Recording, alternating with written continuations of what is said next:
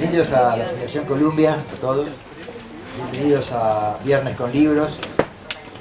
Bienvenidos a este espacio que la Fundación abrió para dar difusión a autores, a pensadores, a personas que han formulado mucha teoría después de su práctica nacional en el país.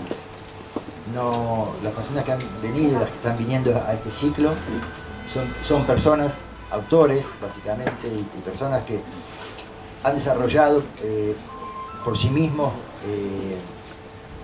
mucho material teórico y de reflexión, y queríamos hacerle justamente un espacio a ellos, a los que están trabajando, produciendo pensamiento acá en Argentina, pensamiento nacional, dicho así. Hoy nos honra Eugenio Caruti, como hace un mes estuvo Roberto Bertolini, como vendrán también personas a hablar del sistema Milderman, también vendrán Roberto. Creo que Eugenio, para todos ustedes, no necesita que yo haga una presentación de su currículum, pero permítanme que haga algunas pequeñas reflexiones que venía pensando. Primero, y principal, Eugenio, que viene de la antropología, que viene del campo, de trabajar en el campo popular en su juventud, desarrolló en Casa Once, a través de toda su enseñanza, además de una visión muy original, no solamente para el país, sino para el resto del mundo, una visión de la astrología, desarrolló también una concepción diferente de la actividad. Muchos de los 3.000 graduados que recién él mencionaba que salieron de Casa Once se convirtieron también en agentes de cambio. No son solamente personas que leen los astros, sino que también contribuyen a crear un cambio en el mundo en que estamos viviendo. Yo me acordaba también estos días le estaba leyendo el libro, que es un libro sobre los paradigmas, y me acordaba de algo que a mí me impactó mucho hace 40 años, que tenía que ver con John Lennon. John Lennon, en la película Yo el día agitado, en un momento aparece con una camisa muy grotesca, y el abuelo, creo que era, le dice: pero esas camisas son grotescas, ¿cómo usas esas camisas? Y él dice: mira, son grotescas, pero mañana todo el mundo las va a usar. Hoy, quizás muchos de los conceptos que yo anoté algunos ahí en el pizarrón, o que están en inteligencia planetaria, pueden parecer muy novedosos, pero es muy probable que en las próximas décadas van a ser el pan cotidiano. Como voy a hablar es hablar de energía, de conciencia, de nuevas perspectivas. De alguna manera, como los que leyeron libros sabrán de qué estoy hablando, y los que lo van a leer sirva como introducción, Inteligencia Planetaria, el libro de Eugenio, es un libro que se las trae. Es un libro básicamente sobre la mente, sobre la reconfiguración de la mente, sobre la incapacidad de la mente para percibirse a sí misma, explica cómo la mente tiende a apartarse y percibir a través de contrastes, y él lo que está planteando en el libro básicamente es cómo acceder a una mente unificada, cómo acceder a una mente planetaria, en contacto con otras, con unas, ya ni siquiera habla de otras, con la misma única fuente que somos todos, los terrestres, y como fuente universal. Es un libro que, si uno lo quiere ver, es difícil, pero al mismo tiempo está escrito de una manera pero muy accesible.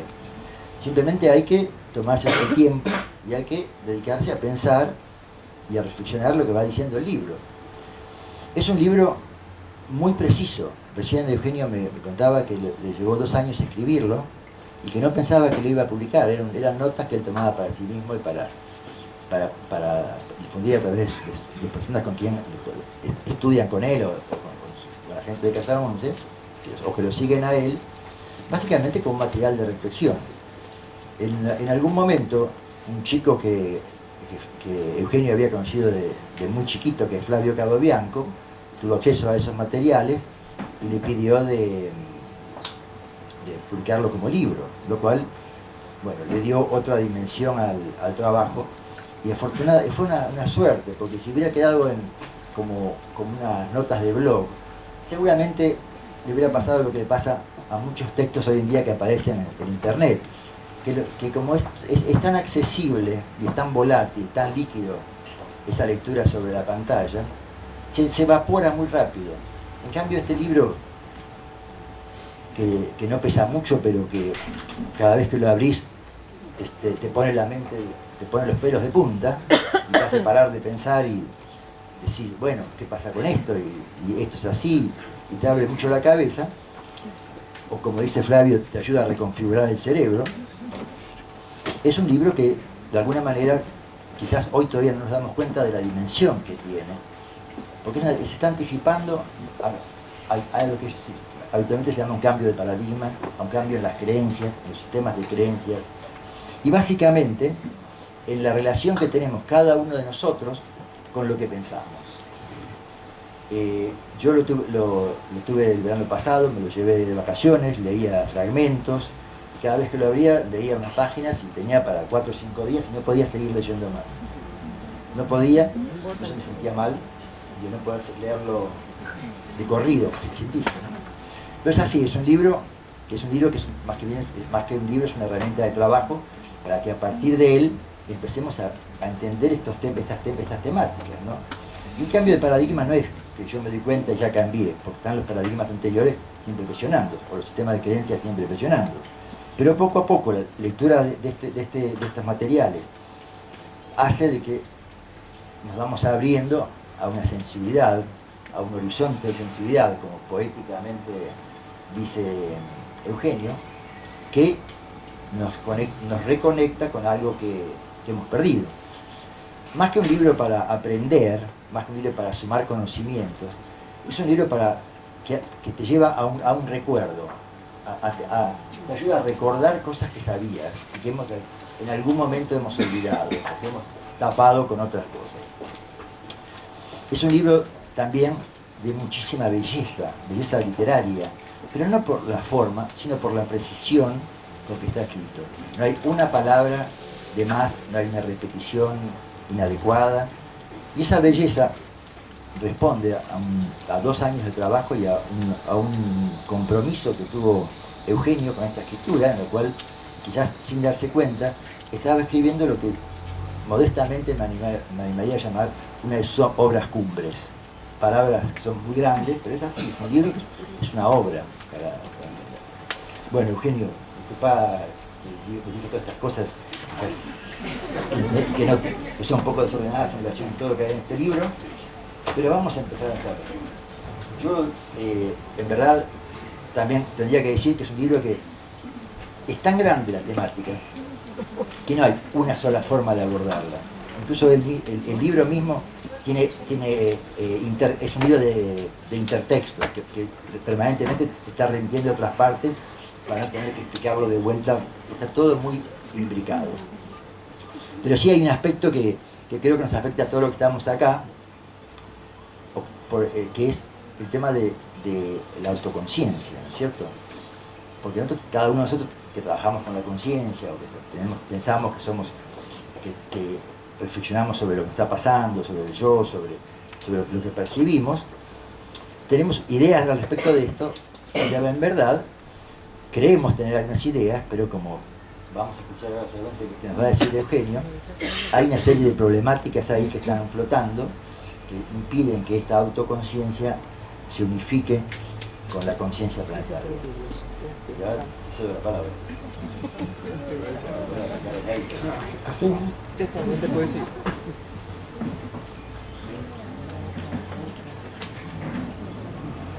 Más o menos la idea que tenía era esto, ¿no? Como que si estamos compuestos por aquello que percibimos, una manera de entrar en el tema es por algo que casi todos aquí presentes venimos familiarizados o creemos, la autoconciencia. Vos proponés entenderla más allá de que es algo propio, sino una parte del planeta, una parte del universo. Y creo que si entramos por ahí, vamos a poder pasar a otras temáticas convergentes que plantea esta reconfiguración del cerebro, esta apertura que de alguna manera sistemáticamente Eugenio desplegó en este libro. Dale.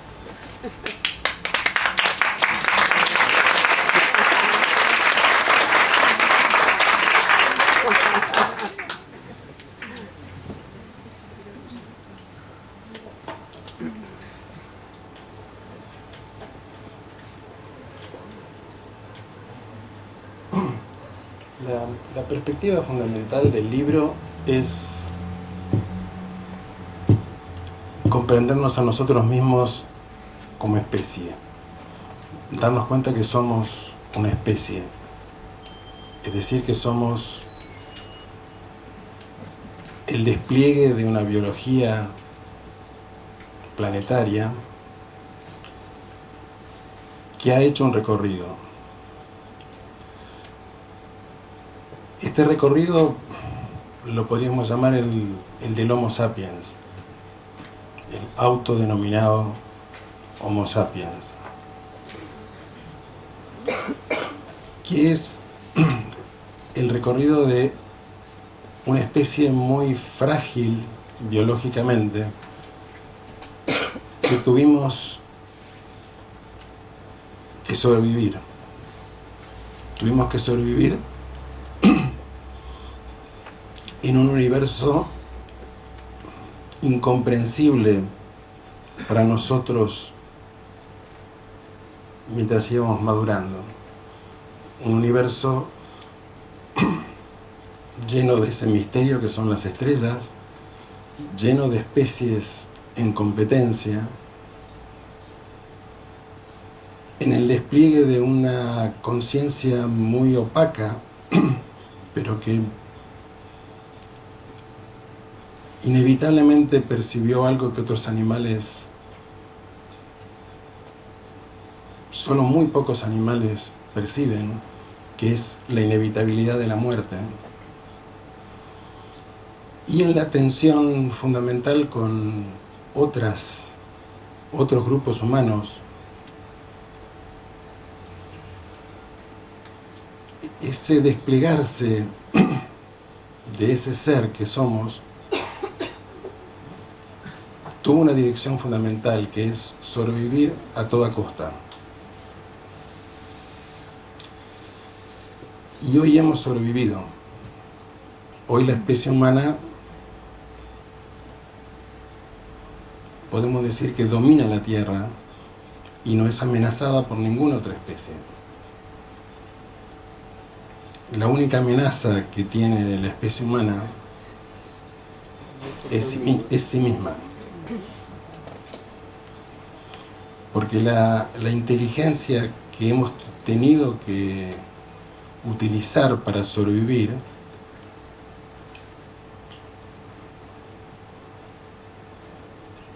es una inteligencia que quedó hechizada por la necesidad de controlar, por la necesidad de construir y de dominar. Y esa inteligencia es muy potente para construir, para hacer cosas. Esa inteligencia percibe objetos y manipula objetos. Pero esa inteligencia no sabe vincularse. Ese modo de la inteligencia con la que hemos sobrevivido es una inteligencia muy potente en lo tecnológico, pero muy ignorante en lo vincular. Creo que nosotros los humanos no tuvimos tiempo y espacio para comprender la complejidad de las relaciones. La necesidad de supervivencia hizo que lo primario fuera el control del mundo circundante y el control de otros humanos y el control de nosotros mismos. eso es lo que en el libro aparece como inteligencia tecnológica. Somos una especie maravillosamente hábil en lo tecnológico, pero profundamente ignorante en lo vincular. Y cuando digo ignorante, quiero decir cruel. Porque la inteligencia que sirve para sobrevivir es una inteligencia que está llena de miedo, llena de terror, llena de pulsos que no pudimos comprender, que no pudimos dedicarle toda la atención que hubiera sido necesaria por la lucha por la supervivencia. Solo seres muy excepcionales a lo largo del despliegue de la especie pudieron dedicarle esa atención a qué otras posibilidades tiene el cuerpo humano, qué otras posibilidades tiene el cerebro humano de percibir la realidad y para vincularse de otra manera. Son los que nosotros modernamente llamamos seres excepcionales, que llamamos guías espirituales, que llamamos salvadores, que llamamos incluso dioses encarnados. Flores muy raras de la vida de la tierra,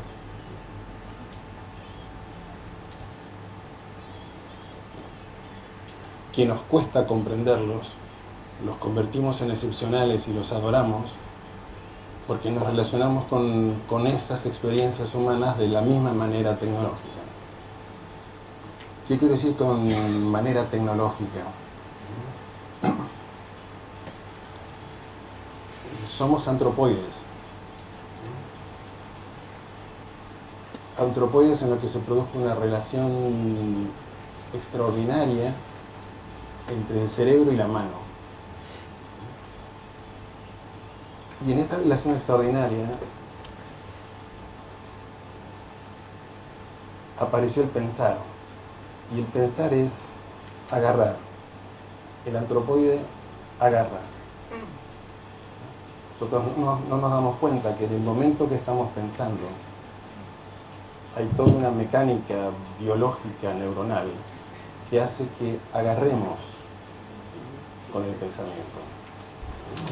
Si nos observamos muy atentamente,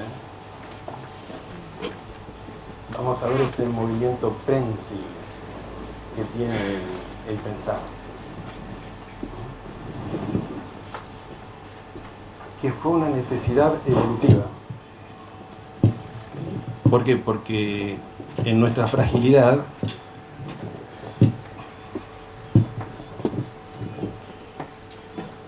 estaba implicada la potencia de crear objetos. Los objetos que hoy se han convertido en las máquinas con los cuales nos estamos simbiotizando en este momento de la vida de la Tierra. Si ustedes todavía no percibieron que estamos simbiotizados con las máquinas, los invito a reflexionar sobre ello. Y esto no lo digo críticamente, lo digo para tomar conciencia de un movimiento, de este ser que tuvo que sobrevivir. Y para sobrevivir creó objetos y creó máquinas. En la simbiosis con las máquinas dominó la Tierra. Y a través de este ser y de las máquinas, la Tierra misma percibe miles de millones de galaxias.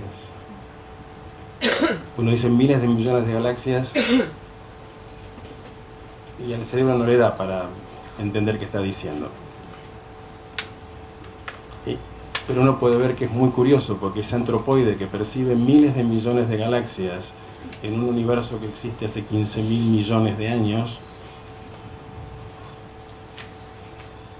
tiende a estar convencido que es el ser más inteligente de ese universo. Y tenemos que preguntarnos por qué se nos ocurre esa idea. ¿Por qué no nos damos cuenta de lo limitado que somos ante la inmensidad del universo? ¿Por qué surge en nosotros esa arrogancia de sentirnos la especie dominante? Ya sea porque los dioses dijeron que la Tierra es nuestra, ya sea porque los científicos dicen que somos la cumbre de la evolución. Por las dos vías somos una especie arrogante. ¿De dónde surge esa arrogancia? Esa arrogancia es intrínseca a la inteligencia tecnológica.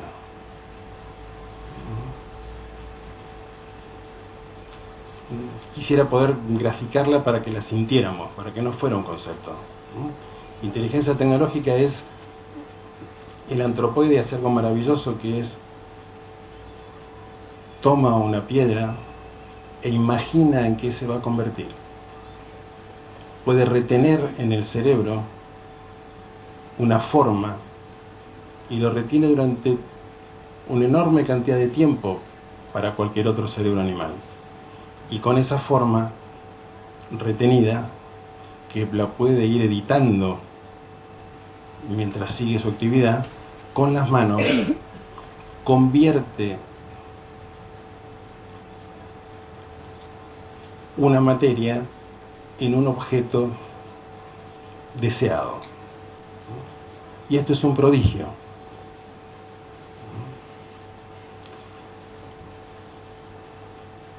Esa inteligencia lo que hace es recortar, es crear objetos, crear un mundo de objetos.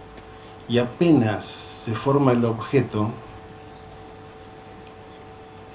aparece en el cerebro la sensación de que hay un sujeto que está completamente separado del objeto y que puede hacer lo que quiere con el objeto. Y aparece la convicción de que existe el objeto en sí y existe el sujeto en sí. Estamos convencidos de eso.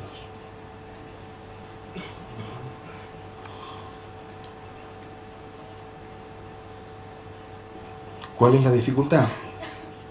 La dificultad es que con aquello que no es un objeto, lo convertimos en objeto. Y esto es la relación, esto es la vida misma. La vida misma es seres tan dinámicos y creativos que no deberíamos controlarlos. Sin embargo, como la inteligencia que domina en nosotros es la que controla, cualquier vínculo para nosotros debe ser controlado. El vínculo con los demás humanos, el vínculo con nuestros hijos, el vínculo con los padres, con los seres que amamos. ¿Se pueden controlar los vínculos? Esta es una pregunta que tenemos que hacernos. Porque sin darnos cuenta, no sabemos vincularnos sin controlar. No nos damos cuenta de ello porque esa inteligencia ocupó todo el espacio. Esa maravillosa inteligencia que sirve para sobrevivir, no sirve para vincularse. Pero es tan espontánea en nosotros que no nos damos cuenta que está ocurriendo. ¿Y la inteligencia del corazón? Digo. Investiguemos la inteligencia tecnológica, porque la inteligencia tecnológica imagina con mucha facilidad aquello que no existe, porque su función es manipular la realidad para aquello que es solo producto de la mente se convierta en algo concreto. Si los humanos no comprendemos esa actividad, nunca sabremos si lo que decimos con nuestras palabras es un deseo o es un hecho. Distinguir entre deseo y hecho es imposible para la inteligencia tecnológica.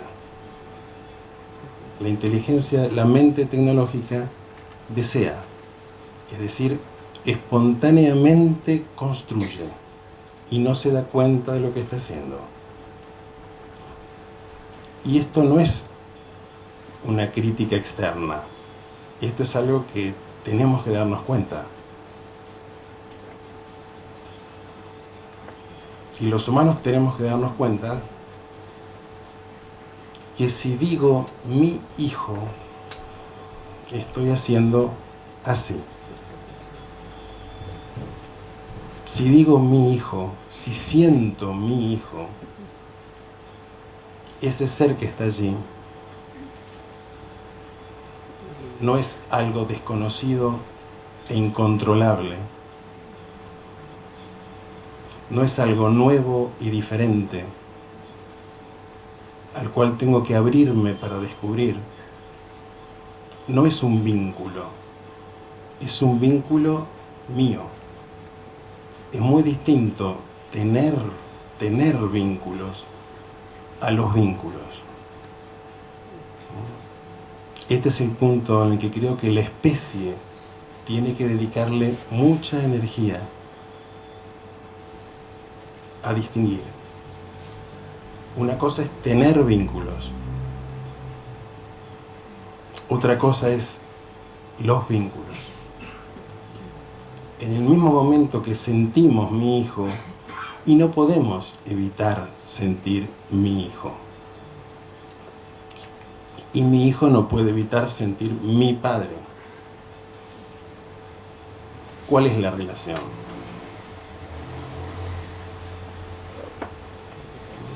Es entre dos seres que inconscientemente se apropian el uno del otro.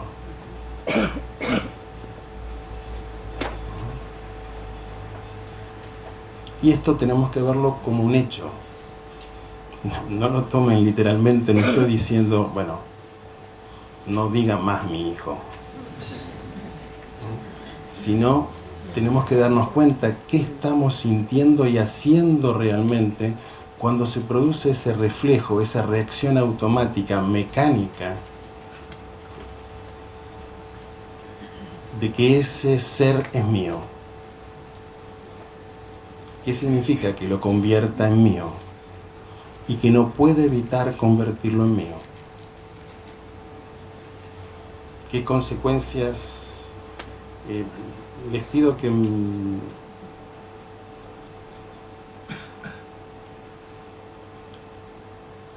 se den cuenta que esto produce mucha reacción en el Homo sapiens.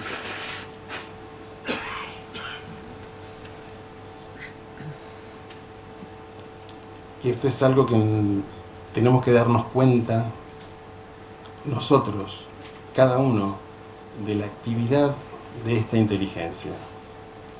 Porque tiene que ser esta inteligencia la que se comprende a sí misma, la que se da cuenta de lo que está haciendo y las consecuencias de lo que está haciendo. Esto se llama apropiación y es algo espontáneo en nuestra especie. Si les empiezo a hablar del apego del cual habla Buda, todos se ponen en otra postura, porque ya sabemos de lo que estamos hablando. Pero es fundamental que no sepamos de lo que estamos hablando cuando investigamos. La mente tecnológica no investiga, ubica lo que escucha dentro de lo que conoce, porque así siente que entiende. Y entender, ¿qué es?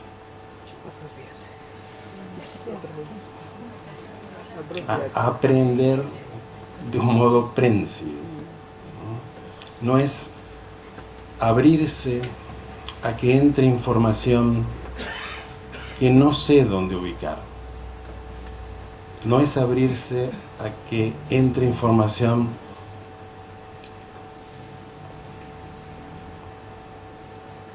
que no pueda controlar. Yo los invito a sentir, no a pensar, ¿no? Que esto es automático, esto es espontáneo, ¿no? Esto es inevitable.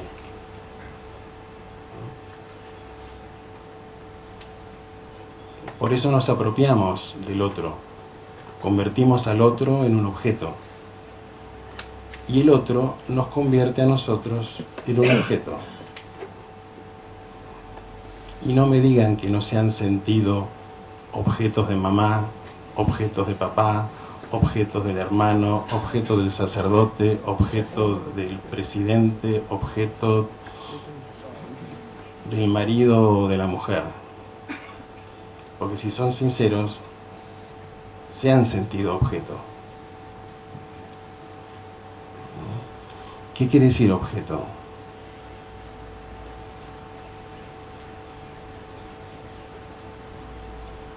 Nos estamos dando cuenta a través del psicoanálisis y la psicología moderna, algo que las flores de la especie se dieron cuenta hace mucho tiempo, ¿no? Es que construimos al otro.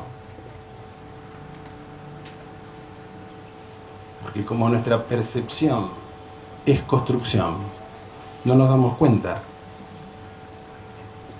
que veo a mi hijo y lo estoy construyendo, que veo a mi padre y lo estoy construyendo. No puedo evitar construirlo, porque esta es una actividad espontánea y hegemónica en nosotros. Es una excitación. El otro nos excita. ¿Qué quiero decir con que nos excita? Se produce una carga que hay que hacer algo con ese otro. Y cuando el cerebro siente hacer algo, lo que hace es esto. No con la mano, sino con la mente. Esa mente prensil actúa. Actúa e inevitablemente controla. Que controle quiere decir que desea algo del otro y el otro desea algo de uno. Y va a haber una puja de deseos o una ilusión de convergencia de deseos.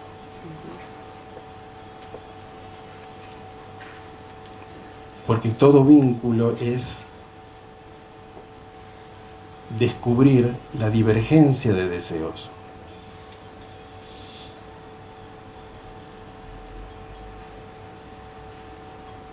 Todo vínculo es descubrir divergencia de deseos. Y decidir si voy a dominar, si voy a ser dominado, o si abrirse al otro para que se produzca algo que no es deseo, sino que es encuentro. El encuentro es algo muy distinto al deseo. El encuentro frustra la construcción que inevitablemente tengo del otro. La frustra. Todo vínculo para el Homo sapiens todo vínculo auténtico es tener que soportar una frustración profunda. Que en lo más profundo llega a ser una herida narcisista, porque el otro no es lo que yo creo que es para ambos lados. Y esa es la belleza del vínculo, que no sabemos quiénes somos, Y si podemos darnos cuenta de este proceso, la belleza está en que encontrarnos significa descubrirnos juntos y descubrir juntos lo que no sabíamos que éramos.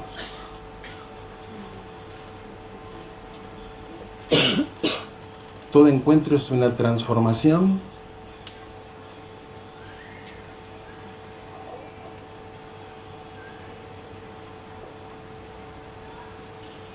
pero todo deseo es un control. Y el control mutuo lleva a la repetición. Porque aquello que controla inevitablemente mecaniza. La inteligencia que es control es mecánica. Y es maravillosamente mecánica. No es importante, digamos, justamente la inteligencia tecnológica escucha esto y dice, acá hay un problema. Tengo que cambiarlo. Es espontáneo. Lo que está diciendo, ahora hay que cambiar. Porque ese es el reflejo automático de la especie que sobrevivió. Si hay un problema, hay que cambiar. Es decir, construir un modelo de lo que se debe ser y hacer todo un esfuerzo para transformar lo que se es en lo que se debe ser. Y suponer que el que está hablando tiene un modelo de lo que tenemos que ser. Esta es la suposición que se formó en el cerebro de todos ustedes. ¿No es cierto? Porque es inevitable.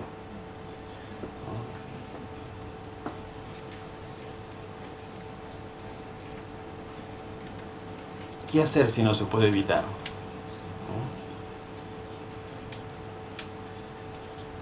Bueno, lo primero es darse cuenta de esto sin querer cambiarlo. Darse cuenta de esta actividad. Darse cuenta que digo mi hijo, lo cual quiere decir que el lenguaje me obliga a decir mi hijo. Lo cual quiere decir que hay estructuras muy profundas en nosotros e inconscientes que nos obligan a apropiarnos. Esto es una inteligencia que habita en nosotros. No soy yo el que me quiero apropiar en tanto que yo. Es esa inteligencia que está en nosotros que inevitablemente habita el cuerpo humano y se apropia. Y como cada vez que nace mi hijo en los últimos miles de años, hubo apropiación. Esto es una cadena. Somos una cadena apropiativa.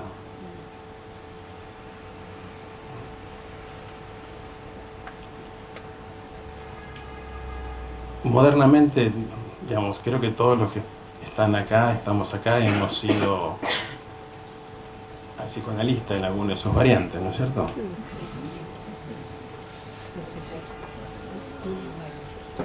Y siempre hemos descubierto que una madre y un padre que no hizo lo que debiera haber hecho. ¿No es cierto? Y es la esencia de ese descubrimiento que hicimos. Descubrimos la apropiación. Pero creo que aún no descubrimos la profundidad de esa apropiación. Que no es la persona la que se apropia, sino es una inteligencia, es un modo de ser. Y si ese modo de ser continúa,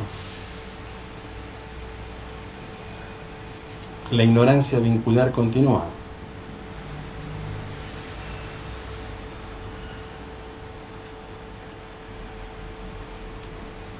¿Qué puede suceder en un vínculo en que los participantes del vínculo sienten que tienen una identidad que no puede modificarse sin ser destruidos?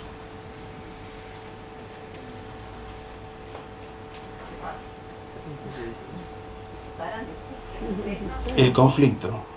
Lo único que puede ocurrir tarde o temprano es un conflicto, porque hay algo irreductible en cada uno que está convencido de que no puede ser cambiado por el otro.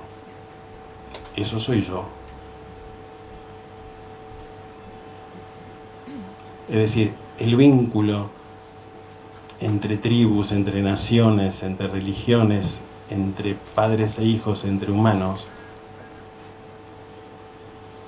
no está vivido como un encuentro hacia lo desconocido, una revelación mutua, un encontrarnos en lo diferente que somos. Y cuanto más nos encontramos, más diferentes nos descubrimos, porque más creativos nos ponemos. Pero descubrimos que gracias a la diferencia nos encontramos.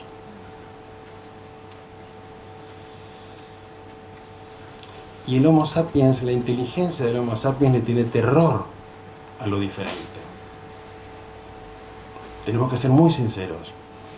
Es bastante obvio que somos una especie racista. No. Preferimos decir que, bueno, los nazis eran los racistas, nosotros no. Pero ustedes están viendo ahora mismo el rebrote de el miedo a mezclarnos entre nosotros. Es extraño porque el solo hecho de que la Tierra sea esférica nos indica que está implicado en el despliegue de la Tierra, que tarde o temprano nos vamos a encontrar. ¿No es cierto? Debería ser una alegría encontrarnos con los humanos que tuvieron otras experiencias, otra historia, otro modo de hacer las cosas, y mezclarnos con ellos, enriquecernos con ellos, redescubrirlos con ellos, redescubrirnos en tanto humanos, en tanto terrestres. Debiera ser obvio que ese es el destino. Y sin embargo, no existe esa alegría en lo profundo.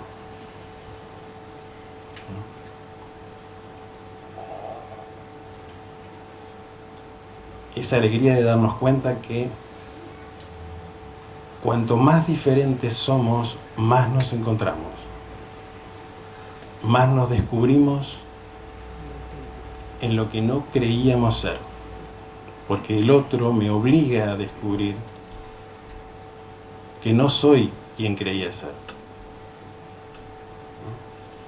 La identidad es lo que hace que yo sé quién soy, yo sé qué nación somos, yo sé qué religión somos, y no pienso cambiar mi identidad. ¿Verdad? Exacto, no podemos manejar la incertidumbre. Uno dice, ¿cómo hacemos?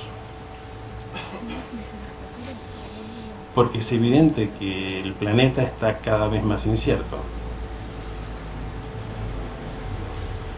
Para la mente tecnológica, la incertidumbre es aterrorizante.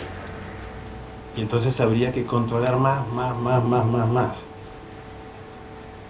Pero para que se produzca un despertar creativo, la incertidumbre es imprescindible. Es la única manera que el cuerpo del Homo sapiens aprenda a abrirse a lo que le produce terror, que es la diferencia y la incertidumbre.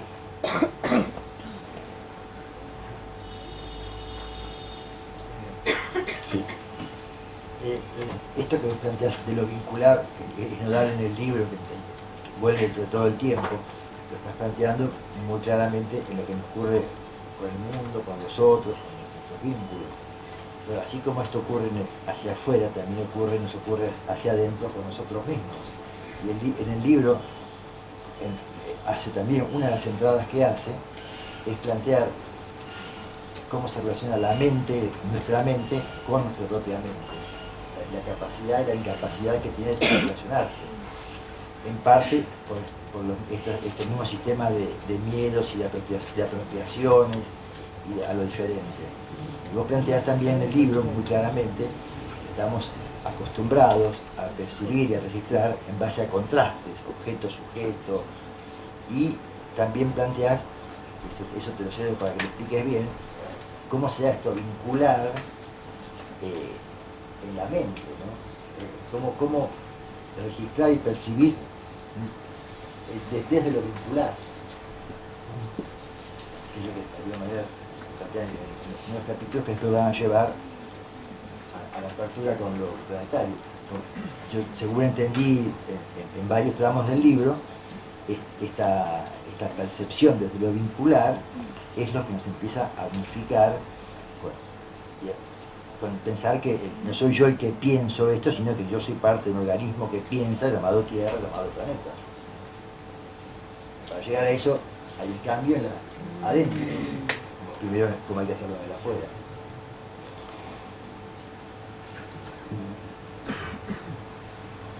Desde esta mirada, este cambio es imprescindible para la Tierra. Aunque los humanos no querramos, la Tierra va a ejercer una presión enorme sobre la especie humana para que se despierte otra inteligencia. Digo, por un lado va a proseguir la actividad tecnológica, la simbiosis de la mente mecánica con las máquinas y las luchas entre identidades, entre posiciones que quieren tener la razón una contra la otra. Esto es inevitable. Pero creo que hay otro proceso psíquico, hay un despliegue del psiquismo humano potencial, que es el de ir más allá de la identidad, el de comprender el fenómeno de la identidad y el conflicto que trae, de manera tal de que la identidad funcione en un nivel del psiquismo, porque es imprescindible, y no funcione en lo vincular. Cuando digo identidad es la preservación de la identidad, la preservación de algo que es independientemente del otro. Fíjese cómo estamos convencidos de que hay algo en nosotros que es independiente de todo, que es autónomo y que nadie tiene que meterse con eso. Eso es lo que se llama ego, lo que se llama yo, lo que se llama identidad. ¿Qué significa identidad? Identidad significa que reacciono siempre de la misma manera. Ese soy yo. ¿Verdad? Si uno reacciona de una manera diferente a la habitual, dice, oye, no me reconozco. Generalmente los demás están muy felices de que uno no se reconozca. ¿Sí? Es el momento donde se abre algo y se produce realmente un encuentro. En el momento que esa reacción sistemática, que es la identidad es una reacción sistemática. Es un patrón que se repite siempre. Ese soy yo. Así reacciono.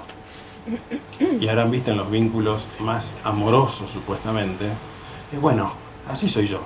¿No es cierto? Yo soy así. Quereme así, o si no, no me querés. No sé si han dicho eso alguna vez o si los han dicho, ¿no? Alterar las reacciones es algo muy complejo para el cuerpo que somos. Pero los grandes investigadores de la especie humana que han meditado acerca de todo esto hace muchísimo tiempo, todos han coincidido en que más allá del yo hay otra inteligencia, que el cuerpo humano puede estar abierto a aquello que está más allá del yo, y que no es nada fácil que esto ocurra. Es un proceso psíquico que nos parece excepcional, que hasta ahora nos ha parecido excepcional, y que se lo hemos dejado para otros, o que otros nos digan cómo es, pero que aún no le hemos dedicado toda la energía y la atención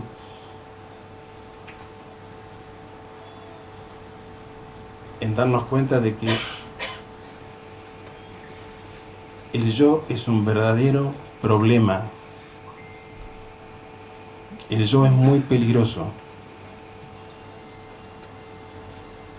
no como nivel de inteligencia, sino como la única inteligencia. Si la preservación de la identidad es el techo de cada cuerpo humano, de cada grupo de cuerpos humanos,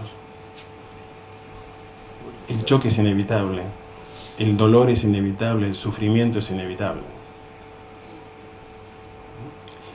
Y hay una parte nuestra, justamente este nivel de la mente, que dice, sí, el conflicto es inevitable, el sufrimiento es inevitable.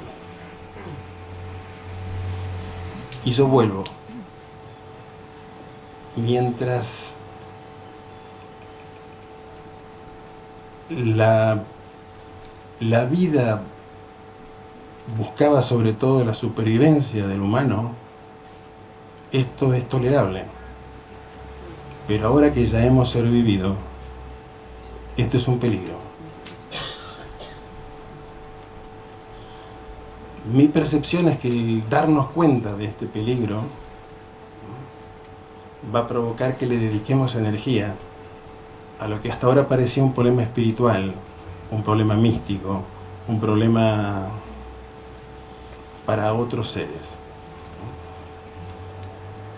Y que creo que tiene que ser realmente una percepción cotidiana.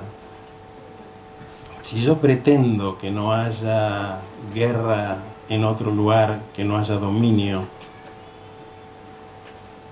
y siento mi hijo, no va a cambiar nada. Un ejemplo de lo que está diciendo, no recuerdo en qué página está, pero lo apunté en el pizarra. En un momento él dice, cuando habla del ego, dice que el egoísmo es un nivel de la inteligencia. Miren cómo cambia entender lo que es el ego y el egoísmo desde esta perspectiva. Uno de esos niveles de los que él habla. Es esta acotación, ¿no? Estaba ahí, tan gráfico. Sí, porque es muy importante, vuelvo, la inteligencia tecnológica apenas escucha esto, dice, ah, esto está mal, ¿verdad? Porque divide entre bien y mal, automáticamente. Lo hemos descubierto hace miles de años, es el famoso árbol del bien y del mal. El árbol del bien y del mal está acá. Todo es bien o mal, bien o mal. Todo es binario. ¿No? Todo es O. No es I. Para que el cerebro haga I, tiene que producirse algo en el psiquismo profundo.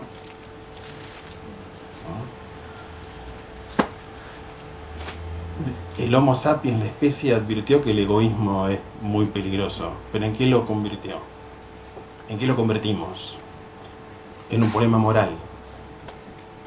¿Sí? No hay que ser egoísta, hay que ser bueno, no hay que ser malo. En un deber. Es decir, controla el ego. Controla tu maldad. ¿Verdad? Es decir, es el mismo proceso. En este último siglo nos empezamos a dar cuenta de que la represión no es el camino de la transformación, ¿verdad? tenemos que tomarnos en serio lo que descubrimos. La represión produce una reacción, tarde o temprano. Entonces, si comprendemos que el egoísmo es un problema, es un nivel de inteligencia, el tema no es atacar al egoísmo con premios y castigos, es decir, tratar de dominarlo, sino comprenderlo como una estructura y darnos cuenta cuando esa estructura está operando. Y eso es una fase de la maduración del ser humano. Que el cerebro se dé cuenta cuando actúa de cómo actúa. Y estoy diciendo no que yo me dé cuenta cuando actúo, cómo actúo, sino que el cerebro mismo perciba cómo funciona. Es algo así como, ¿te vieron la película Terminator? Que Schwarzenegger tiene como un casco adentro que se ven sus funciones. Bueno, eso, metafóricamente, es una fase profunda del psiquismo. Cuando el cerebro empieza a advertir cómo funciona. No se inventa cómo funciona, cómo debiera funcionar, sino empieza a darse cuenta cómo opero. Cuando el cerebro se da cuenta cómo opera,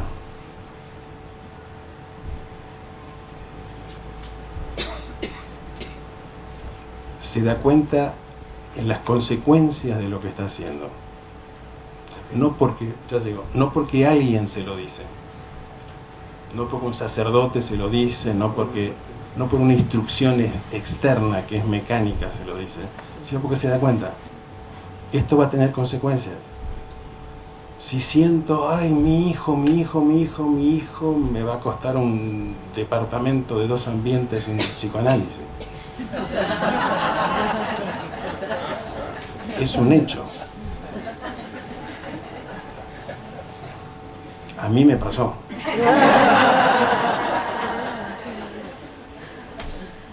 A mi mamá también y a mi abuela no, porque no había psicoanálisis.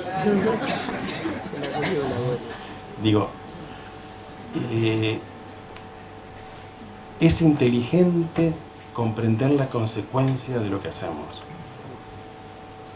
Y eso no significa controlarse, ¿no? Sino simplemente hacerse responsable de lo que percibimos. Ah, me doy cuenta de lo que estoy haciendo. Creo que eso es amor. Creo que apropiarme es amor.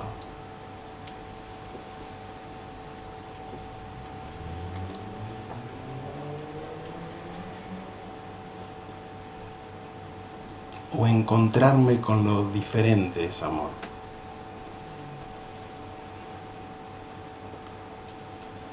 ¿Puedo encontrarme con lo diferente si me apropio?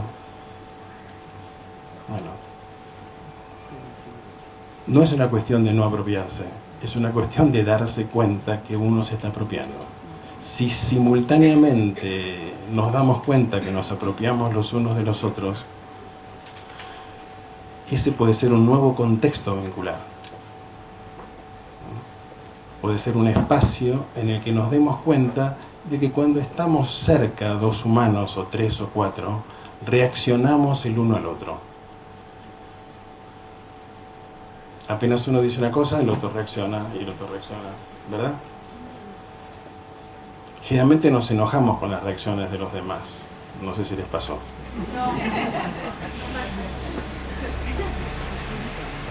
Pero cuando otro se enoja con nuestras reacciones, decimos, bueno, yo soy así.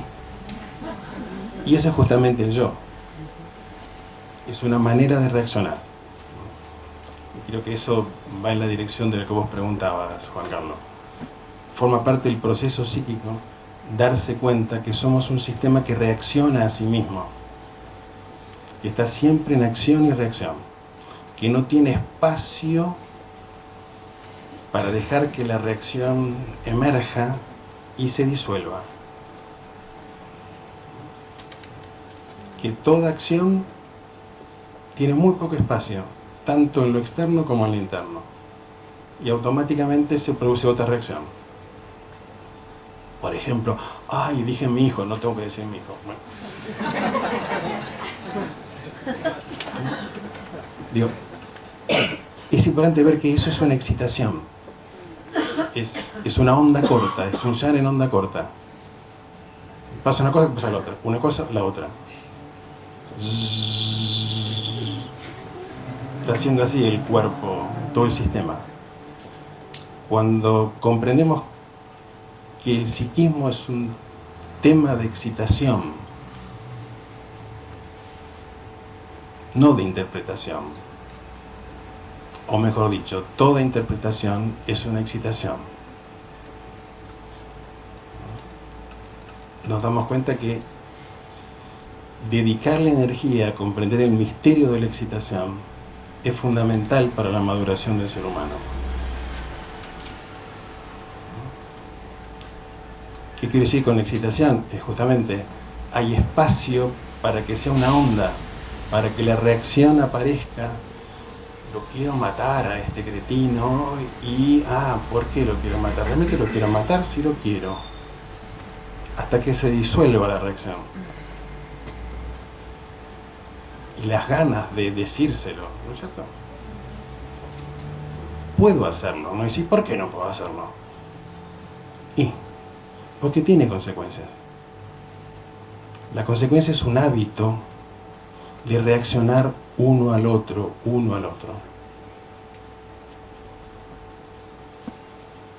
En los vínculos personales y en las naciones. ¿Verdad? Apenas uno hace algo, el otro reacciona. Y por las dudas. ¿No? Porque si no reacciono, ¿qué me pasa? ¿Cómo? Me toman de idiota, perdí, me ganaron. ¿Cuál sería el punto para que no se vuelva hostil todo? Por ahí, para escapar de esa primera reacción, deja pasar y se convierten por ahí las cosas en hostilidad. No, pero bueno, acá tenemos que comprender que no es un tema de distanciamiento, no es un tema de evitar la reacción, es un tema de comprender la reacción, de amar la reacción del otro. ¿En qué sentido amarla? Darle espacio sincero para que la reacción aparezca y no engancharse con la reacción. Y así podré tener afuera el espacio para reaccionar, porque no puedo evitarlo. Y que la reacción sea una onda que se diluya. Digo, este es un aprendizaje vincular que nos parece imposible de hacer, ¿verdad? Porque es todo onda corta. Reacción. Entonces, bueno, si nos queremos, adaptación.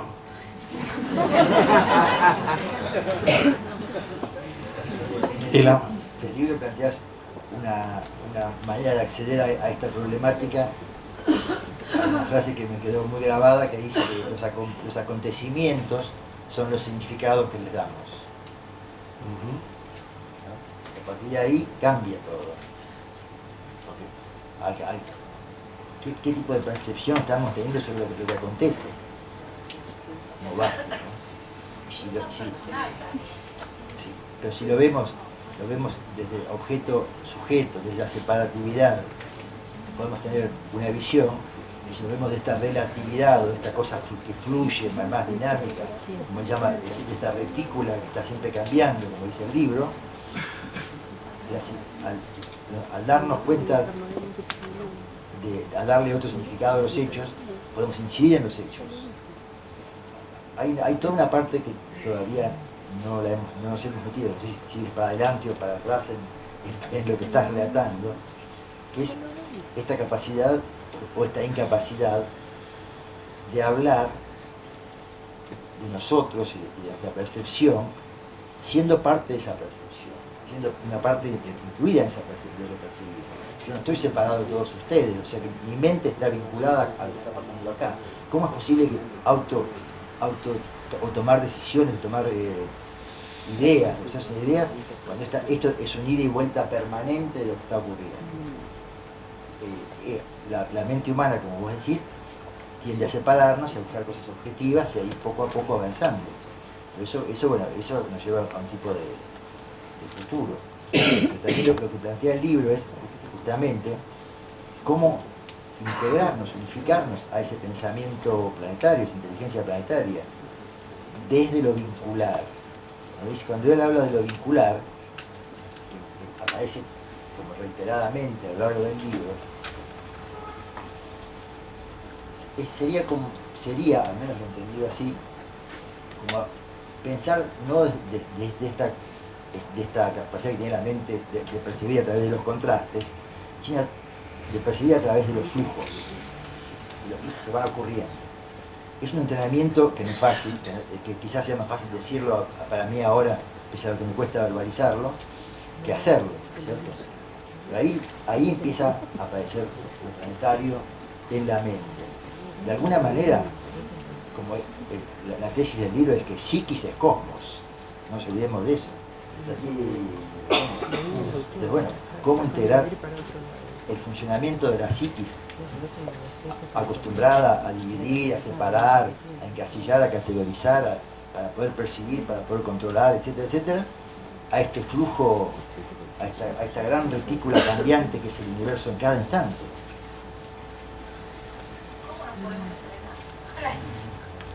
Bueno, en principio él propone aprender a mapear. Lo fundamental es darse cuenta de la urgencia de esto.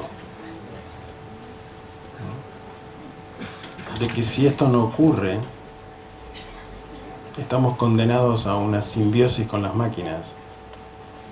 Vamos a estar jugando a Pokémon Go siempre. Y es mucho más fácil y placentero, tarde o temprano, el vínculo con lo que me produce la máquina que el vínculo con un otro real. Porque lo que pide el deseo es un otro que me satisfaga mecánicamente, no un otro complejo que seguramente me va a obligar a comprender que mi deseo no es el deseo del vínculo. Mi deseo nunca es el deseo del vínculo. El vínculo está deseando algo más complejo, más rico. Está proponiendo algo mucho más amplio, algo transformador. Inevitablemente, mi deseo va a ser desviado por el otro. Especialmente cuando nos amamos, cuando decimos que nos amamos.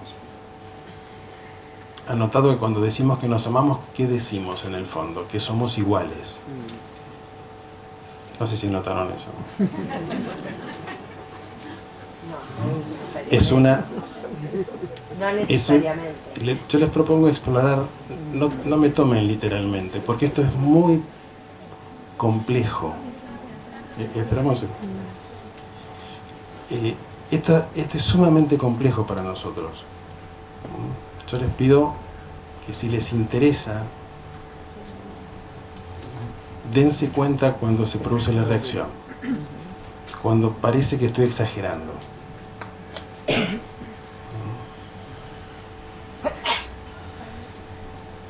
Porque el conflicto es un hecho. ¿Cómo se disuelve el conflicto? Es un misterio para nosotros. Es un misterio. Entonces, hay que ponerle mucha energía a descifrar esto. Y descifrar esto significa empezar a considerar que quizás el vínculo sea una inteligencia diferente a la mía y a la del otro. Que el vínculo tiene una inteligencia en sí mismo, otro tipo de inteligencia, una inteligencia que no separa, una inteligencia que no divide, sino una inteligencia que encuentra la diferencia. ¿Existe una inteligencia que ama el encuentro entre diferencias? Esto hay que investigarlo. La mente tecnológica con muchísimas ganas dice, sí, sí, existe. Seguro que existe. Y algún científico va a venir y decir, no, mira, no existe. Quiero decir, la mente tecnológica quiere saber a dónde va. No quiere la aventura de lo desconocido. Y lo desconocido hoy para la especie humana es vincularse con lo diferente. En cada acto. Con las plantas, con los animales, con el cielo, con... Esto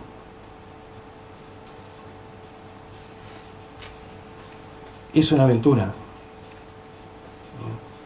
La aventura de darse cuenta que si el deseo de encuentro no es más pregnante que mi deseo, el conflicto es inevitable. Y en este momento, para la especie humana en su conjunto, el encuentro entre diferencias es mucho más importante que tener el control sobre una situación. Y escuchen bien lo que estoy diciendo. No es importante tener el control unilateral de una situación. ¿Podemos reflexionar sobre eso? No es importante hoy tener el control unilateral de una situación. Es mucho más importante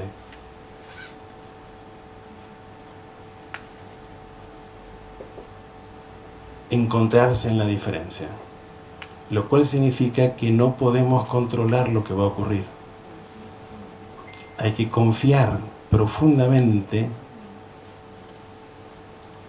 que sabremos seguir descubriéndonos en la diferencia, sabiendo que el animal mental de pronto se asusta y que empieza a controlar. Esa es una aventura.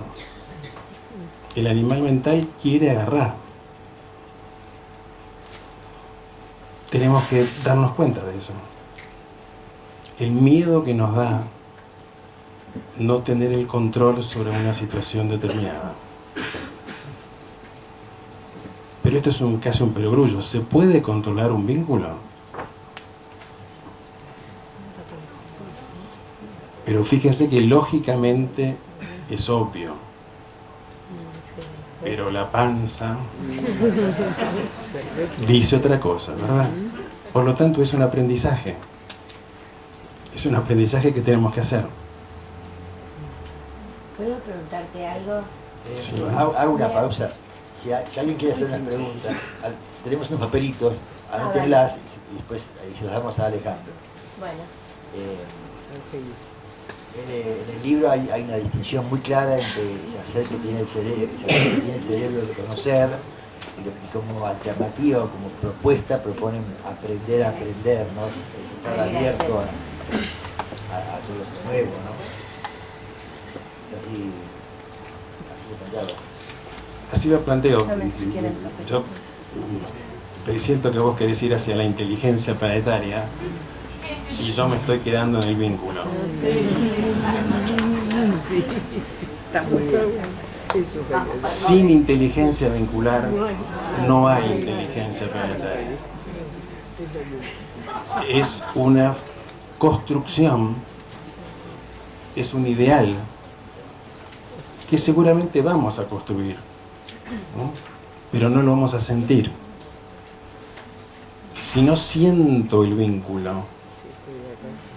Si el cuerpo no siente las ganas de encontrarse con lo que no puede controlar, el cuerpo no puede estar abierto a la intensidad de la vida del planeta. Construye una madre tierra, un padre cósmico, construye lo que soporta el cuerpo humano. Construye aquello que, bueno, si existe eso, estoy tranquilo. Pero la intensidad de la vida real es algo mucho más complejo que las construcciones que hemos hecho. No las estoy criticando, hemos tenido que hacerlas. Si no hubiera una madre cósmica o un padre universal, el cuerpo humano no hubiera soportado. Pero el universo no es un mamífero. La Tierra no es un mamífero. El universo no está hecho a imagen y semejanza de lo que hoy es el ser humano. El universo es una inteligencia infinitamente más compleja que nosotros. Y que todas las construcciones que podamos hacer acerca del universo. Eso quiere decir reconocer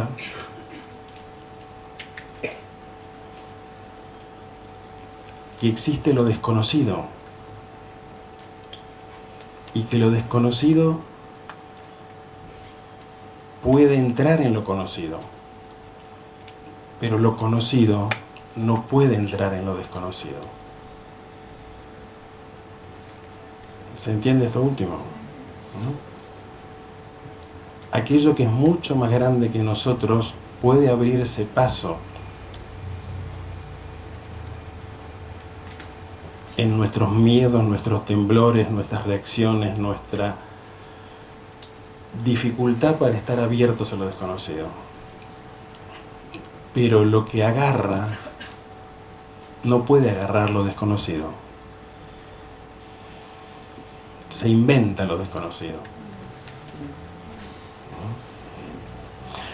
Por eso siempre me ocurre que todo el mundo quiere que yo hable de la inteligencia planetaria.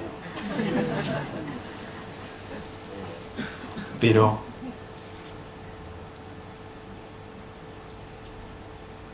lo que me parece importante es sentir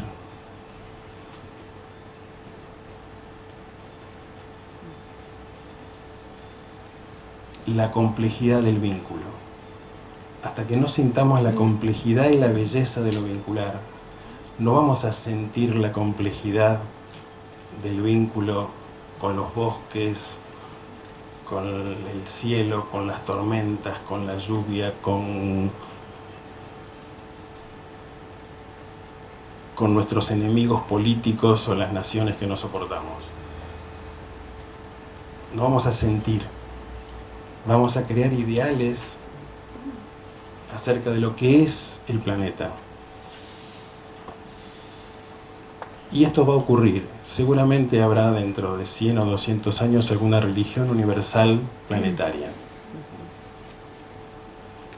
Pero ustedes vieron lo que pasa con las religiones, ¿no es cierto? No es lo mismo creer que sentir. No es lo mismo creer que somos una humanidad a sentir que somos la humanidad. No es lo mismo creer que existe Gaia y la inteligencia de la Tierra a sentir la presencia de algo que nos transforma y que es mucho más grande que nosotros y que nos atraviesa. Darnos cuenta que no somos el centro de la Tierra, somos una función en la Tierra. Y cada uno de nosotros no es el centro del universo, sino que somos una función. Hoy por hoy sentimos que somos el centro, porque perceptivamente somos el centro, ¿verdad? ¿Cómo percibimos? ¿Percibimos en resonancia con el otro o percibimos desde un centro? Tenemos que reconocerlo, que 7.000 millones de centros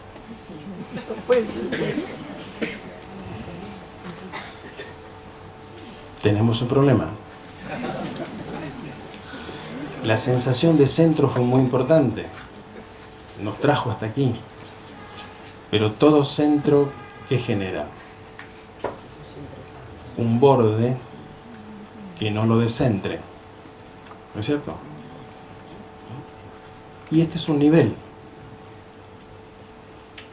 pero la función del vínculo es descentrarnos. La función del vínculo es ir más allá del centro. Es el encuentro de diferencias que aparece como un tejido, como un entretejido, como algo más grande que nosotros. Porque si siento que soy el centro, lo único más grande que yo será otro centro más grande. No la conexión entre todo lo que existe. ¿Se ve la diferencia? Percibir la conexión de lo que existe implica arriesgarse al descentramiento. ¿Y dónde me voy a arriesgar al descentramiento? ¿Dialogando con Gaia? ¿O en los vínculos concretos que están ahí y que me van a obligar a darme cuenta que no soy el que creo ser?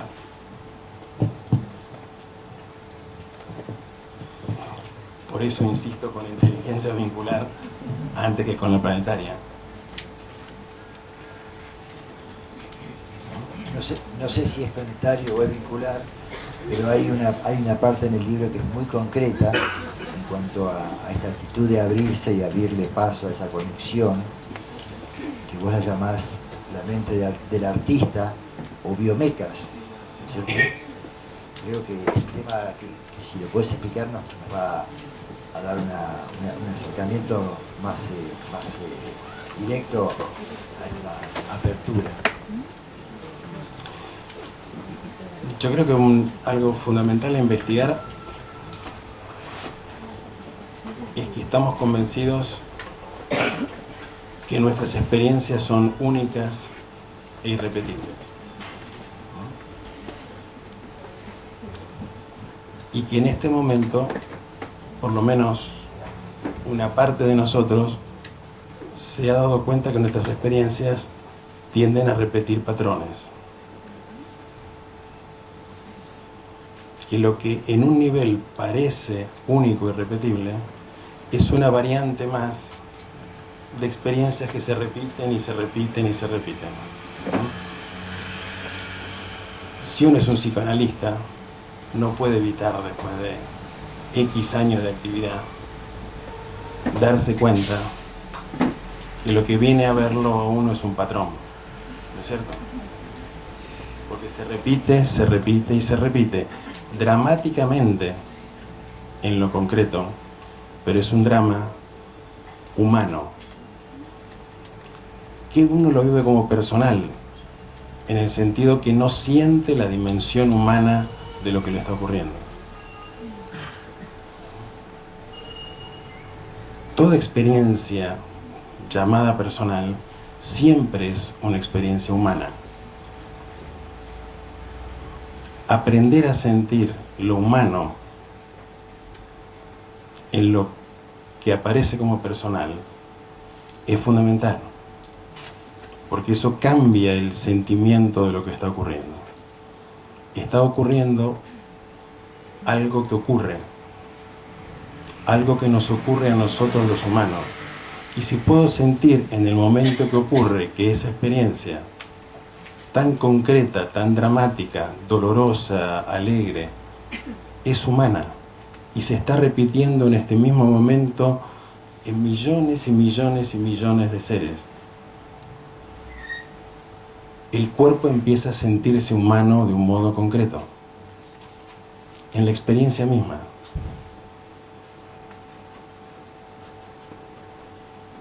Traten de tocarlo. Cualquier experiencia está dentro de un patrón. Ya lo hemos descubierto, cualquier experiencia es arquetípica. Esto quiere decir que es profundamente concreta, pero al mismo tiempo es universal.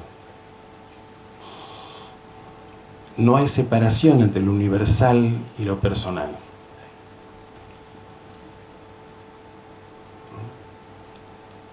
Esto es lo que Juan Carlos está diciendo con la mente del artista. ¿Cuál es la experiencia concreta acerca de esto? El arte es esto. En el arte, lo personal se reconoce en lo universal, ¿verdad? Por eso resonamos con una película, resonamos con una novela, ¿sí? La experiencia narrada nos toca, ¿no es cierto?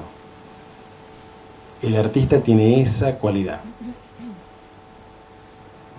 ¿no? La de hacernos sentir lo universal, ¿no? Es una cualidad, ¿no? Esa cualidad nos saca de lo personal, nos da una dimensión humana en la sensación, en el cuerpo. El cuerpo se siente humano al mismo tiempo que está sintiendo concreto. Humano y concreto dejan de ser un ideal y un hecho, y se convierte en un hecho. Estoy sintiendo como un humano. Soy una variante de la especie humana, una variante de la Tierra. Estoy en resonancia con todos los demás. Y si empiezo a sentir esto, ¿qué nos muestra un artista? Vemos una película, leemos una novela, ¿por qué resonamos? Porque nos está mostrando una estructura vincular. Para que exista un personaje, tienen que existir los demás personajes, ¿verdad?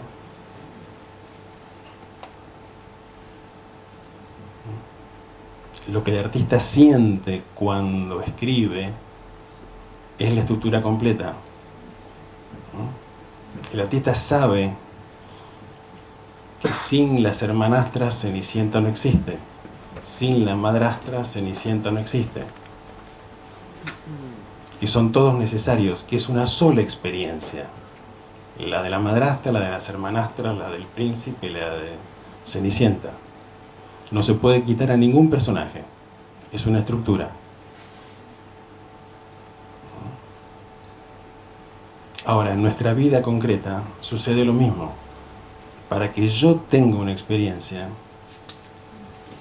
otros tienen que ocupar la posición complementaria. Para que yo me sienta un héroe, tiene que haber un villano, ¿verdad? Si no, no puedo sentir la carga del héroe. Para sentir que triunfo, alguien tiene que ser derrotado, ¿verdad? Y nuestro cuerpo está habituado a no sentir el dolor del derrotado en el mismo momento que siento la alegría del triunfo. Siento que tengo derecho. Ganó mi equipo, basta, lo humillamos, que lloren, que sufran, no me importa. No me importa, es un nivel de inteligencia, es un nivel de sensibilidad, pero no es el hecho. El hecho es que la alegría del que gana es el dolor del que pierde. Ese es el hecho humano. El hecho fragmentario es que no quiero sentir que mi alegría es a costa del dolor del otro. No lo quiero sentir. Rechazo esa sensación. ¿Pero qué querés? ¿Que no vea más fútbol?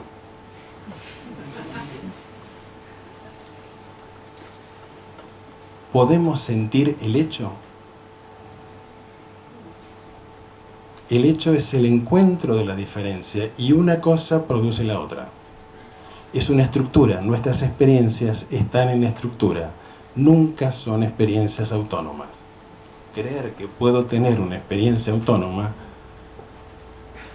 es un nivel de inteligencia que siente poco, que siente pobre, que no tiene riqueza en la sensibilidad, que su sensibilidad es reactiva. Y el otro está sufriendo. Yo gané, no quiero sentirlo. Y esto es una herencia biológica. La intensidad de las sensaciones biológicas tiene una función. Si el león siente el miedo de la gacela, lo siente como estímulo para perseguirla. No lo siente para que se transforme en compasión. ¿Verdad? Lo cual está bien entre el león y la gacela. La sensación de uno está funcionalmente, la Tierra la ha hecho así, la inteligencia del universo ha creado que la sensación fragmentaria estimule la otra sensación fragmentaria. Y en el nivel animal está muy bien. Funciona. Pero en el nivel humano es una pobre sensibilidad. Porque la especie humana puede sentir sin excluir. Puede sentir al mismo tiempo la sensación de un lado y la sensación complementaria. Eso se llama compasión. No en el sentido de pena, sino de sentir realmente. Si ustedes ven un partido de fútbol con una final de un mundial, lo que se siente realmente, ¿qué es? El dolor y la alegría. Ese es el hecho que no sentimos. El hecho que dividimos, que nuestro cuerpo divide, que nuestro psiquismo divide. Y se queda con un lado y no quiere sentir el otro. ¿Está mal eso? Ni bien ni mal. Pero es una pobre sensibilidad. Es una sensibilidad que no incluye la sensación del otro.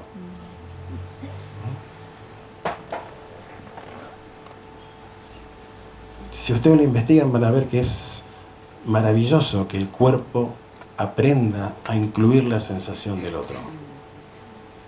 Porque eso genera otra sensación desconocida. El cuerpo cambia. Porque tiene que hacer una enorme dilatación para incluir la sensación del otro.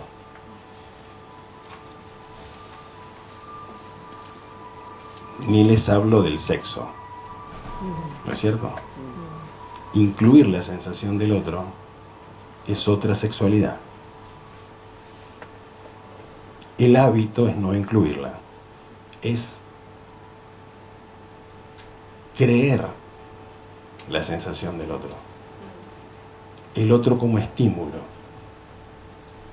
Y una cosa muy diferente es el otro como sensación. Investíguenlo. No es tan difícil de investigar. Hay que prestarle atención. Y lo que yo creo que tenemos que hacer simplemente es prestar mucha atención a todo lo que hacemos mecánicamente. Darnos cuenta que lo hacemos mecánicamente. Que estamos suponiendo algo que en realidad no existe. Que es producto de nuestra mente. Y que podemos ampliar nuestro registro. Lo podemos ampliar de una manera enorme, ¿no? Pero para eso hay que salir del centro. Digo, volviendo al artista, ¿qué hace el artista? El personaje importante es Cenicienta, ¿verdad? Y uno escucha el cuento de Cenicienta y dice, qué desgracia que Cenicienta tuvo a la madrastra y las hermanastras. Cenicienta sin las madrastras y las hermanastras no es Cenicienta. No nos damos cuenta de eso. Es un hecho que no nos damos cuenta. El centro nos atrapa a tal punto que creemos que puede existir sin vínculo.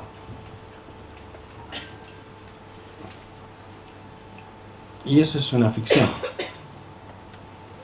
Lo que existe siempre es el vínculo. En toda experiencia, para que yo pueda tener una experiencia, tiene que haber otro que tiene un complemento de esa experiencia. Entonces mi experiencia no termina en mí. La experiencia es algo mucho más complejo. La experiencia es vínculo.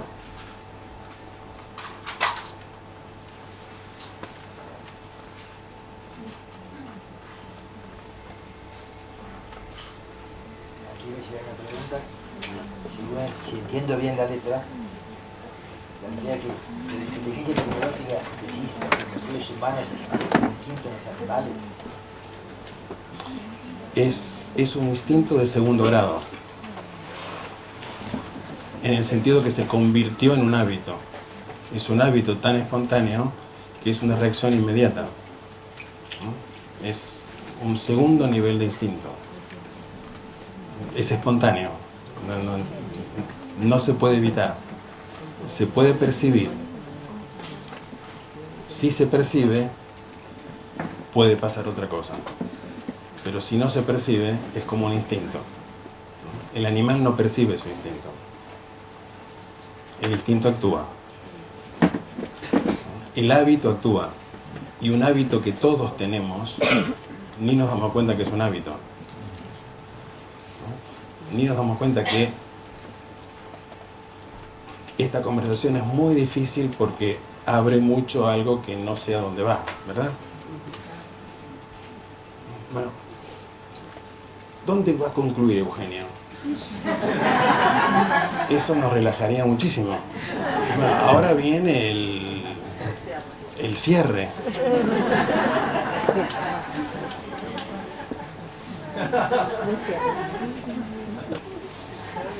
Es desagradable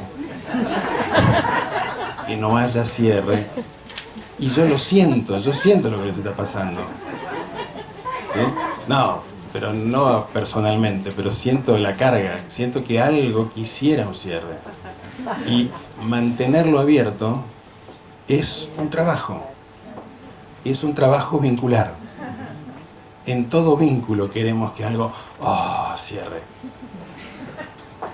Y mantener el vínculo abierto, que no cierre, sino que siempre descubra, que siempre sea nuevo, que siempre aprendamos algo que no sabíamos cada vez que estamos juntos. Para el cuerpo no es placentero al principio. Es un cambio en la gratificación.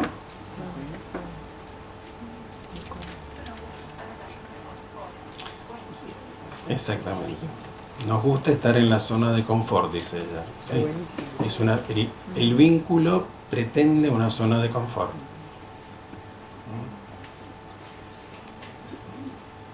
Que el confort sea el deseo de encontrarme con lo diferente, que sos diferente a lo que yo creo que sos. Eso es un vínculo. Siempre vas a ser diferente a lo que creo que sos. Simplemente porque yo soy diferente a lo que creo ser. Soy más complejo de lo que creo ser. O soy siempre el mismo. Esta es la investigación. ¿Soy siempre el mismo? Entonces el otro tampoco es el mismo. La inteligencia vincular entonces es confirmarnos mutuamente o descubrirnos mutuamente.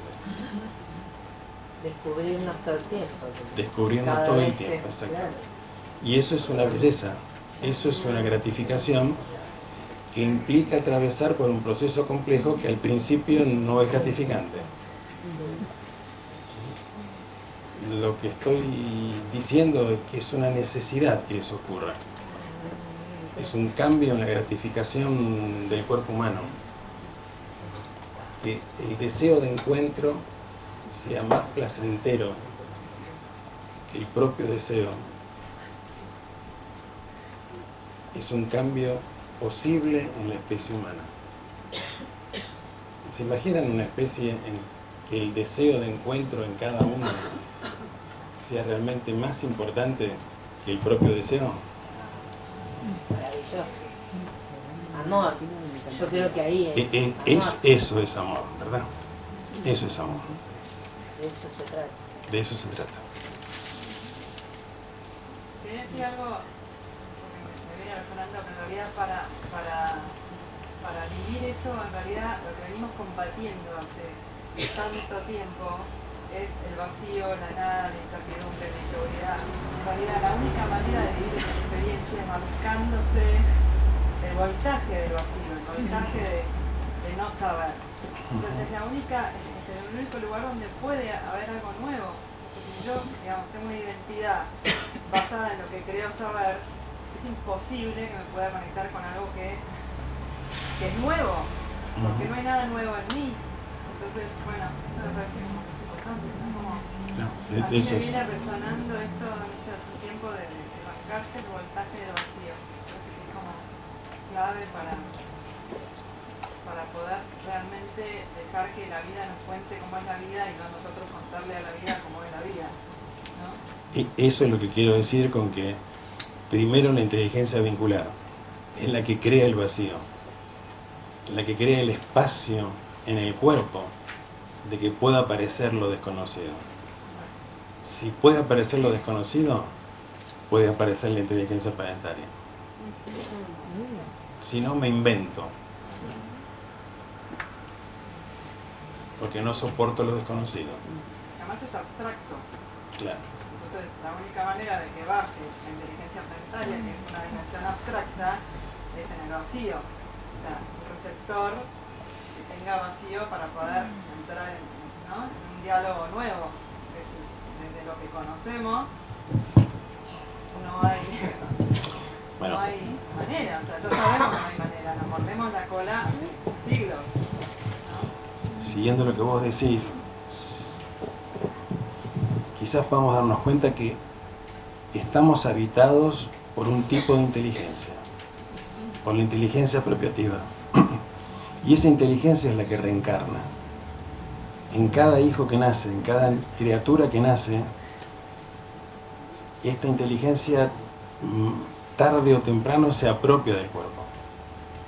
Entra en el cuerpo y repite y repite. Y existe otra inteligencia que no repite, que surge de lo desconocido, que nuestros cuerpos todavía no han aprendido a tolerar. ¿Somos vehículos de la inteligencia que repite o podemos ser vehículos de la inteligencia que crea y renueva? La que crea y renueva es la de las entrañas que decías, como una cosa que no está por el intelecto, que no es la inteligencia esta tecnológica que hablabas, sino que está más ligado, más que a la razón, al propio sentir. Esto de como que no le damos tanta bola al cuerpo, y el cuerpo todo el tiempo nos está diciendo cosas, ¿viste? No sé, te pasa cualquier situación y de repente por ahí la sentís en algún lugar y ya mecánicamente, como decías vos, el cerebro tiende a decir, pasó tal cosa, ¿no? Y por ahí le dejamos de dar pelota a lo que sentimos en realidad. Yo investigaría. El cerebro es el cuerpo. Bueno, El pensamiento es una excitación corporal. El pensamiento es una excitación corporal que define las sensaciones. Para que el cuerpo sepa lo que realmente siente, se tienen que unir la sensación y el significado. Porque en toda la estrategia que hemos tenido evolutivamente, o sea, hemos ampliado muchísimo nuestros conocimientos, pero no hemos cambiado para nada nuestras sensaciones y emociones, ¿cierto? Un autor de ciencia ficción nos va a contar mundos donde tecnológicamente ocurre de todo, pero los personajes actúan como siempre, porque ni se le ocurre otras sensaciones y sentimientos, ¿no? Porque hemos separado muy profundamente significado y sensación. Estamos casi convencidos que el significado no tiene sensación y que la sensación no tiene significado. Y yo les propongo investigar que todo significado tiene una excitación por detrás.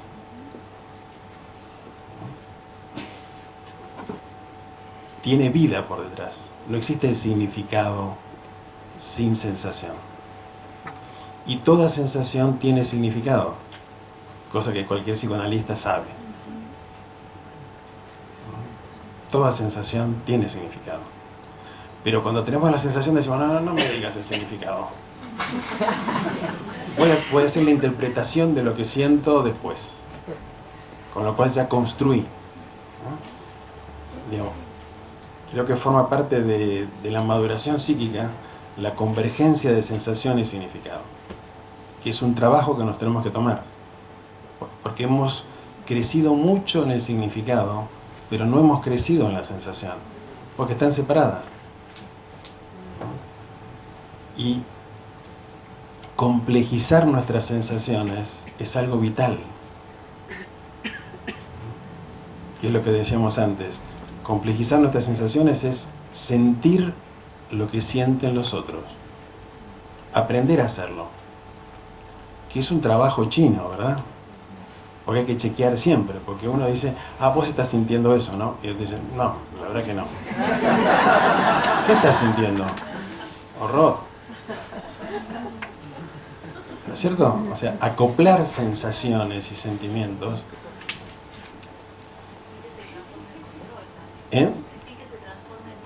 Totalmente, claro, sí. Decime lo que sentís realmente y me lo banco. O sea, lo dejo entrar, porque por algo sentís eso.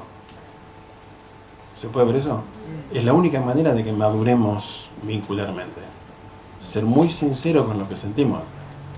Lo que pasa, por primer lugar, en que no quiero saber nada de lo que siente el otro. ¿Verdad? Porque es muy peligroso. A ver si siente algo que no quiero que sienta. Y ahí volvemos al principio. Volvemos al principio, que es: la especie sobrevivió así. Para sobrevivir no hubo problema. O hubo algunos problemas, pero bueno. Pero ahora ya sobrevivimos. Claro, hay un paso nuevo para hacer. Nosotros somos generaciones de transición. Pero tenemos que empezar a indagar en la complejidad de que se reúna en cada uno de nosotros sensación y significado, lo interno y lo externo, distinguir entre mi deseo y el deseo de encuentro.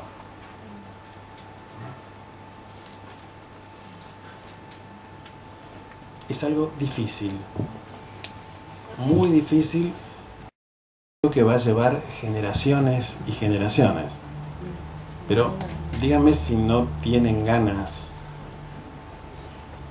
que vuestros hijos deseen el encuentro, aunque uno no lo sepa hacer. Uno puede crear el espacio para que los que vienen detrás de nosotros tengan espacio para ser más complejos. ¿Sería reconfigurar el cerebro eso? ¿Qué pasa con el lenguaje, Eugenio? Bueno, el lenguaje es una estructura muy compleja, ¿verdad? ¿Cómo hacer para que el lenguaje no sabe habitar lo desconocido? No. Bueno, Ahí mi respuesta es el casco de Terminator. Tengo que ver el lenguaje como un instrumento. Tengo que ser consciente del lenguaje. El lenguaje es un instrumento, y es un instrumento muy delicado porque divide. El lenguaje es un cuchillo. Si no soy consciente que es un cuchillo, me corto. El cuchillo es un lindo instrumento, es útil, pero tengo que ser muy consciente que corta. ¿Verdad? Que cuando digo mi hijo, eso activa un conjunto de sensaciones muy potentes, que puedo aprender a darle espacio, decir, no, pará, mi hijo es un nivel, pero en realidad es la vida la que está acá. Es un ser que tiene un potencial de encuentro conmigo que solo va a actualizarse si puedo relativizar lo que la palabra mío genera. Si puedo crearle espacio, cuando digo mi amor, ¿qué estoy haciendo? ¿Estoy sintiendo amor o estoy apropiándome? Pero puedo decir mi amor abriendo la mano. Digamos, si somos conscientes del lenguaje, puede aparecer lo que está más allá del lenguaje. Porque el lenguaje es lo que estamos usando. Y esta conversación está atravesada por la dificultad de la literalidad de las palabras. Pero al mismo tiempo estamos abiertos a algo que está más allá de las palabras. Quizás todo lo que hayamos dicho no es lo importante. Lo que atravesó las palabras es lo importante.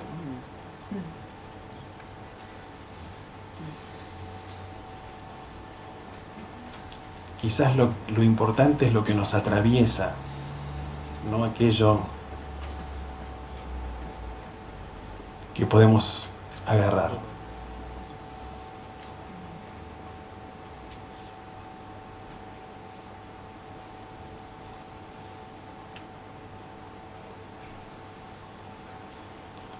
Y esta sensación de atravesamiento es una sensación.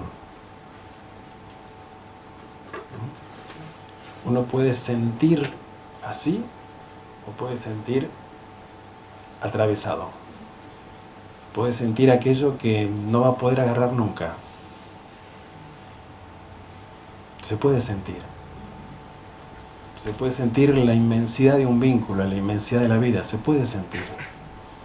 Creo que todos hemos tenido destellos de esas sensaciones. Pero me parece que es fundamental darnos cuenta que esas son las verdaderas sensaciones. Las sensaciones en las cuales no nos sentimos atravesados son apropiaciones, son sensaciones poco sensibles.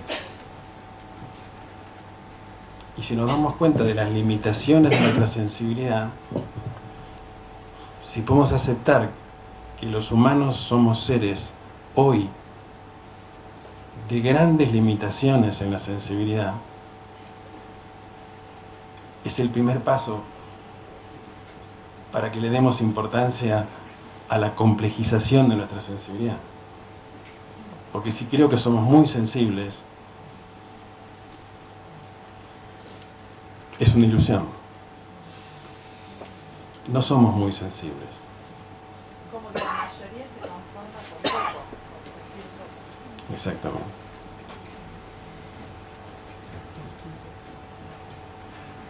Eugenio, ¿qué te parece si en vez de cerrar esta charla lo dejamos ahí flotando? Dejamos abierto. Por más que Realmente, la cerremos, no la cerramos. realmente creo que hemos producido unos 150 destellos de este libro en cada uno de nosotros, y los que nos están viendo por Facebook. Así que creo que de alguna manera, quizás, como decía el abuelo de John Lennon, estas cosas son muy extrañas, pero están llegando. Así que hoy nos parecen raras, pero mañana van a ser tan familiares como hoy son las camisas floreadas o los pueblos grandes, ¿no? Bueno, en nombre de la Fundación, de los que realizamos este ciclo, y también de todos los que nos ayudaron a que esto fuera posible, agradecemos a ustedes, a Eugenio, a Casa 11, el apoyo de la Fundación.